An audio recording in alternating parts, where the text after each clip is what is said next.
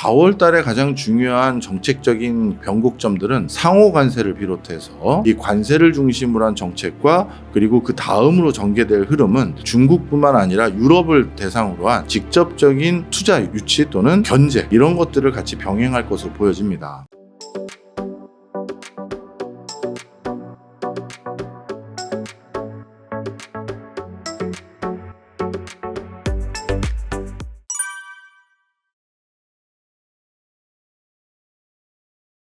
사실 트럼프 대통령은 이번 임기 2기를 맞이해서 본인의 목표를 정한 것 같습니다. 대부분의 역대 미국 대통령들도 마찬가지였는데요. 1기 때는 한 번 더 대통령이 당선이 돼야 하기 때문에 유권자의 표심에 상당히 많이 신경을 쓸 수밖에 없습니다. 주가도 신경 써야 되고 물가 수준도 안정시켜야 되고 고용률이나 실업률도 신경을 써야 됩니다. 근데 두 번째 임기를 했던 2기 때는요, 대부분 이렇게 유권자를 배려하기 위한 행보를 선택하기보다는 오히려 본인 스스로 역사상 위대한 미국 대통령의 반열에 오를 수 있는 엄청난 업적을 쌓았는데 관심이 많습니다.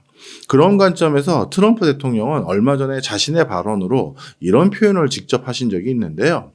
본인이 지금 관세를 부과하고 전 세계 여러 동맹국들까지 포함해서 압박을 하고 있는 이런 것들은 그런 것들로 혹여나 미국의 물가가 좀 오른 거나 아니면 주가가 좀 떨어지더라도 그건 미국이 다시 한번 거듭나기 위한 성장통일 뿐이지 이게 지나고 나면 미국이 더욱더 번성한다라는 맥락의 어떤 발언들을 해오신 적이 있습니다. 우린 거기서 힌트를 얻어야 될 것 같아요.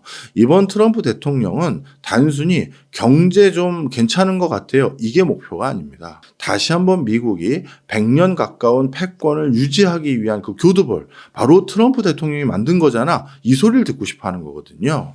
따라서 물가가 좀 오르든 아니면 주가가 좀 떨어지든 이번에는 직접 감내하고 나의 계획을 실현하겠다. 이게 트럼프의 어떤 목표다. 이렇게 보시는 게 맞을 겁니다.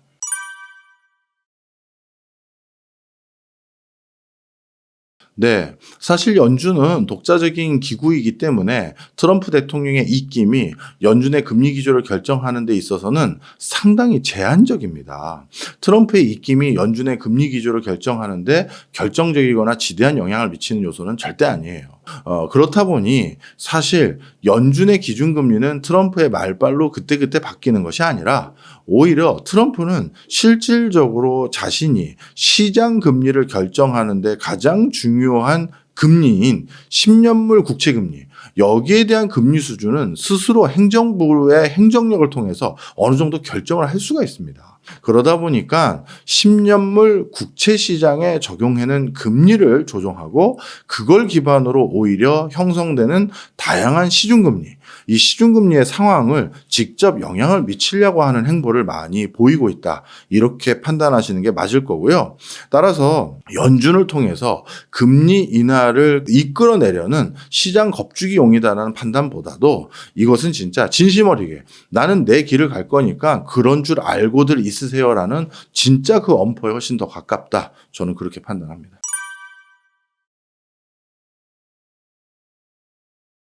네, 4월 달에 가장 중요한 정책적인 변곡점들은 상호 관세를 비롯해서 그리고 이 관세를 중심으로 한 정책과 그리고 그 다음으로 전개될 흐름은 중국뿐만 아니라 유럽을 대상으로 한 직접적인 투자 유치 또는 견제 이런 것들을 같이 병행할 것으로 보여집니다. 그래서 지금 증시도요 4월에 나올 여러 가지 백악관발 불확실성들이 어떤 형태로 개선되는지 제거되는지를 보고 투자하기 위한 심리들이 더 높아지고 있는 상황이에요. 그러다 보니까 종합주가지수를 비롯해서 여러 국가의 투자 심리도 조금 위축되고 시기를 지금 엿보고 있는 게 아닌가 이렇게 지금 판단되고 있습니다. 사실 연준은 지금 두 가지를 고민을 하고 있어요. 물가가 자꾸 올라갈 것 같은 걱정. 그러려면 그런 상황이라면 금리를 낮출 수가 없겠죠. 반대로 경기가 자꾸 안 좋아질 것 같은 그런 걱정.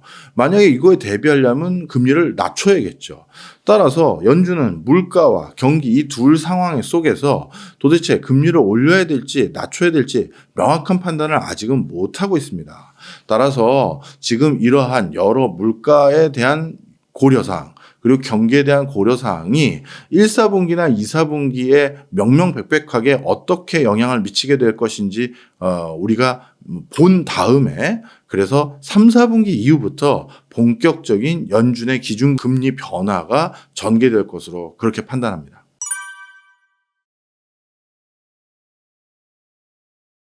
네, 맞습니다. 사실 지금 같은 불확실성이 이렇게 높아진 상황에는요, 흔히 말해서 프로그램 매매라고 해서 내가 항상 모니터를 쳐다보고 대응할 수 없다 보니까 미리 어느 정도 밴드 안에서 주가가 떨어지거나 그 이상 오르면 매매에 참여하도록 설정을 해 놓습니다. 근데 그 설정인 프로그램 매매 설정을 지금같이 시장이 불확실할 때는 그 프로그램 매매를 아예 걸어놓는 금액 자체를 늘려놓기도 하고 프로그램 매매로 설정했던 그 구간을 짧게 하고 또 여러 단계에 거쳐서 추가적으로 설정하는 경우가 많습니다. 그래서 벌써 몇 개월 됐는데요. 하루아침에 엔비디아 주가가 10% 이상 급락했던 적 아마 기억들 하실 겁니다. 그때 왜 그랬느냐? 나중에 한 일주일 지나고 났더니 결국은 프로그램 매매였어요. 어쩐 특정 악재 아닌 악재가 슬쩍 발표가 됐는데 엔비디아 주가가 너무 단기간에 높이 오르다 보니 다들 불안감을 가지고 있었는데 그런 악재가 하나 터지니까 어떤 프로그램 매매 중에서 타이트하게 조금만 빠져도 매도 치게끔 설정한 곳에서 매도를 치니 실제 주가가 쭉쭉 빠지기 시작합니다. 그랬더니만 또 다른 하우스에서 또 프로그램 매매로 설정해 놨던 그 구간까지 치니까 거기도 던진 거죠. 그렇게 던지다 보니까 이렇게 하루아침에 엔비디아 주가가 10% 이상 크게 빠졌던 적이 있는데요. 지금 역시 트럼프 상황도 똑같습니다. 트럼프의 입에서 관세와 관련돼서 나오는 얘기가 계속 바뀌어요. 그렇게 될 경우 나중에 갑자기 이 사람 입에서 얼마나 큰 악재가 나올지 모른다라는 우려감이 시장에 팽배해지겠죠. 그럼 그 우려 속에서 내가 마침 그 기사를 놓쳐서 매도를 못 쳤을 때를 대비하기 위해 일정 프로그램 매매를 대부분 많은 금액을 걸어놓는 데들도 있습니다. 그러다 보면 실제 약간의 트리거에도 시장의 변동폭은 훨씬 커질 수 있는 상황이 돼버린 것이죠. 지금의 시장 분위기는 사람이 아니라 기계에 따라서 먼저 바뀔 수 있습니다라는 말을 저는 그런 차원에서 저도 공감하는 편입니다.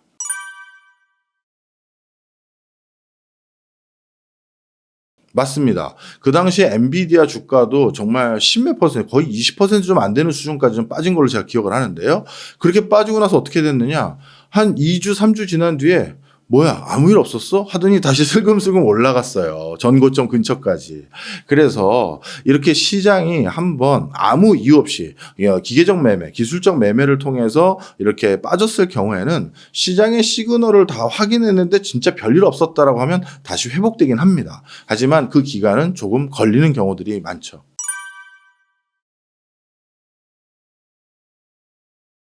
그 부분 설명을 좀 드리면요. 앞으로 트럼프가 공공연하게 약속을 했던 게 있습니다. 나는 약달러를 추구한답니다. 약달러를 추구하게 되면 우리가 미국에 투자했었을 때 얻을 수 있는 추가적인 이득, 환차익을 얻을 수 있는 게 아니라 자칫 잘못하면 환차손까지도 걸리게 돼버리거든요. 그럼 투자로서는 적지 않은 이득을 거뒀다 하더라도 달러 가치가 떨어져서 그걸로 인해서 환차손을 경험하게 되면 당연히 투자로서의 매력도가 떨어지겠죠. 바로 이런 맥락에서 최근 미국에 있었던 적지 않은 자금들이 미국 바깥으로 다시 이탈해 가고 있는 상황입니다. 앞서 미국 금리 얘기를 잠깐 했는데요. 트럼프는 10년물 미국 국채 금리를 자꾸 낮춰서 미국의 다양한 시중 금리를 낮추려고 노력을 하고 있습니다. 이건 달리 말하면 미국의 금리가 낮다는 건 달러에 대한 매력도를 낮추겠다는 얘기고 약달러를 선택했다는 얘기거든요. 따라서 트럼프가 자체적인 행정력만으로, 즉 연준의 도움이 아니라 자체적인 행정력만으로 약달러 기조를 만들어낸다면 투자로서 손실을 볼 것 같은 생각 때문에 요즘 대거 미국에서 자금이 빠져나가는 부분이 일부 있고요. 이거는 금융적인 부분이고 실물적인 부분은 사실 그동안 미국 증시를, 미국 투자를 이끌어왔던 가장 큰 선봉은 빅테크 기업들, M7 기업들입니다.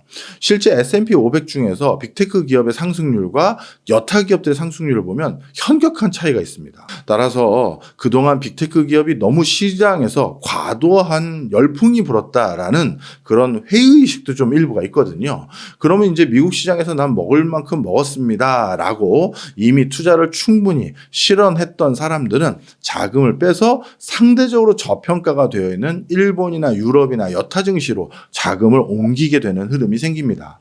이런 부분까지 고려했었을 때 최근 미국에서 자금이 빠져나가고 있는 것은 저는 이런 맥락에서 해석을 합니다. 미국에서 확실한 뭐라 그럴까요? 호재를 또 만들어줘야 됩니다. AI 가지고 지금까지 한 2년 증시가 달려왔거든요. 근데 AI에 대한 우리가 이제 학습과 선투자, 선반영은 다 이루어졌어요. 그렇다면 그 다음이 뭐냐 했었을 때 물론 이번 올해 연도 CES의 키노트 스피치에서는 피지컬 AI라고 해서 휴머노이드 로봇을 테마로 던졌습니다. 하지만 휴머노이드 로봇이 구체적으로 어떤 BM을 가지고 있고 그래서 어떤 단가에 우리가 살 수 있는지는 아직 나온 게 없거든요.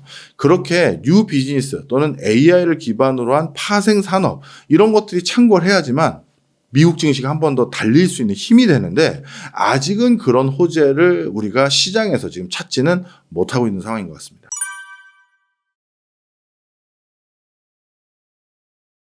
네. 사실 연준 입장에서는 물가를 선택해야 될지 경기 부양을 선택해야 될지 아직은 뭐 하나 선택하기에는 이르다고 판단하는 것 같습니다.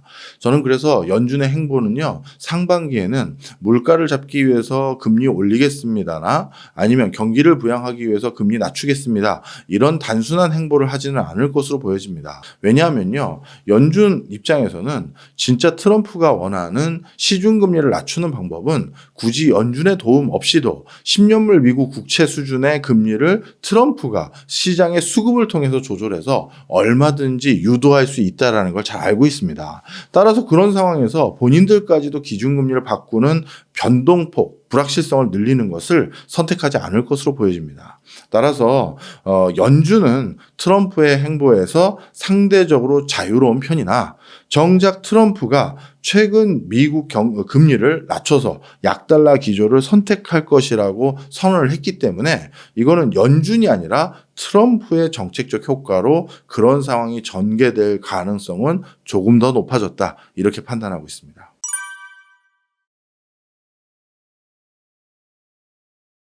예, 사실 모든 학자들이 그런 시그널을 찾으려고 노력을 많이 합니다. 그리고 투자할 때, 그리고 경제를 분석할 때 참 어려운 게요. 어떤 시점에는 몇 가지 지표가 그 시장을 설명하기에 제일 적합했는데 또 어떤 시점에는 그 지표가 적합하지 않을 때도 참 많아요. 그러다 보니까 시장을 판단하는 데 있어서 우리가 한 가지 지표만이 계속 유효하다. 그럼 그것만 공부하면 되겠죠. 바로 그런 맥락에서 장단기 금리 역전이 일어나면 경제는 항상 불황이었다. 여태까지는 그랬습니다만 지금은 장단기 금리 역전이 일어난 지 일정 시점이 지났음에도 불구하고 아직까지 경기 위기, 경제 위기는 또는 경기 침체라는 단어는 우리가 목격하진 못하고 있습니다. 그리고 실업률도 낮고 그다음에 소비도 꺾이고 이런 상황이 생기면 그러면 나름대로 경제가 크게 위축될 거라고 생각이 됐지만 아직까지는 또 미국 경제를 중심으로 설명드리면 그렇게 경제가 위축되지도 않고 있는 상황이거든요. 따라서 지금의 상황은 어찌 보면 과거에 우리가 매뉴얼화된 또는 루틴한 분석 형태로 분석하기보다는 코로나19에 엄청나게 뿌려진 그리고 2차 세계대전 이후 이렇게 많은 유동성이 뿌려진 적이 없다라는 그 특수성 그리고 앞으로는 AI와 로봇 진정한 의미에서 탈인간화 이게 가능해졌다라는 새로운 트렌드 이 두 가지가 맞물리면서 새로운 현상들이 생기고 있는 거다 이렇게 봐주시는 게 나을 것 같고요. 그런 관점에서 향후 돈의 흐름은 어디로 가고 국가의 선택은 뭐가 될 것이며 그 과정에서 나는 어떻게 포트폴리오 작성할지 거기에 대해서 고민하시는 게 훨씬 더 저는 적합해 보인다 이렇게 말씀드릴 수 있을 것 같습니다. 예, 모처럼 새 책 내가지고 이렇게 또 찾아뵙게 돼서 영광이고요. 웅달 책방 저도 자주 보는 채널이라서, 저도 또 언제 한번 불러주시나 했는데, 겸사겸사 나올 수 있게 돼서, 저도 반가웠습니다. 여러분들 제가 말씀드린 게 얼마나 도움될진 모르겠지만, 경제도 이해하고 투자하시는데도 부디 도움되셨으면 하는 바람입니다. 고맙습니다.